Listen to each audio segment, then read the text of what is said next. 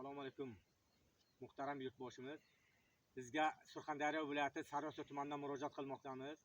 Bizdan iltimos qilib so'raymiz. Mana mahalla xalq 5 ta mahallaning yaylov maydonlarini chorva yaylov maydonlarini bular yashirin holatda auksionga qo'yib, hech kimga xabarnoma bermasdan, ogohlantirish bermasdan auksionga qo'ygan.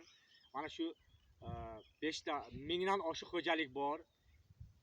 Mingdan oshiq qoramol qo'ylar bor. Shuni mana yerlarga o'tlaydigan. Hozirgi kunda hamma aholining qo'y mollari chorasi ahvolda hozir. Shuning uchun sizdan iltimos qilib so'raymiz. Shu auksion qo'yilgan yaylov maydonni 5 ta mahalla fuqarolariga qaytarishingizni iltimos qilib so'raymiz. Soliqlarni mahalla fuqarolarining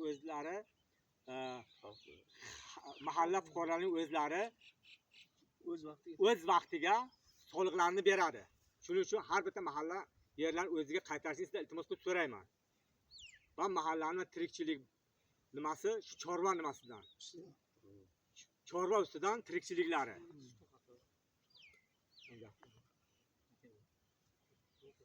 Shuning uchun hurmatli prezident, sizdan iltimos, siz mana xalqim, yurtim deb yon kuydirasiz, lekin qayerdandir bir chekkadan bunani ma'nosiga ham bormaydi, boshqa ham qilmaydi.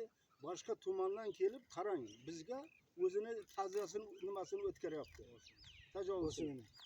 Hashakalo shu joy meniki, men qilaman, men olaman deb. Mo'laymi? Bizlarda bo'lsa mana mollar hozir qamoqqa turibdi. Ular o'zlaricha xon, o'zlaricha bek shu qarorga turib olgan. Lekin bizlar mana shuni oyma-oy, kvartal to'laganmiz. Yana to'laymiz ham.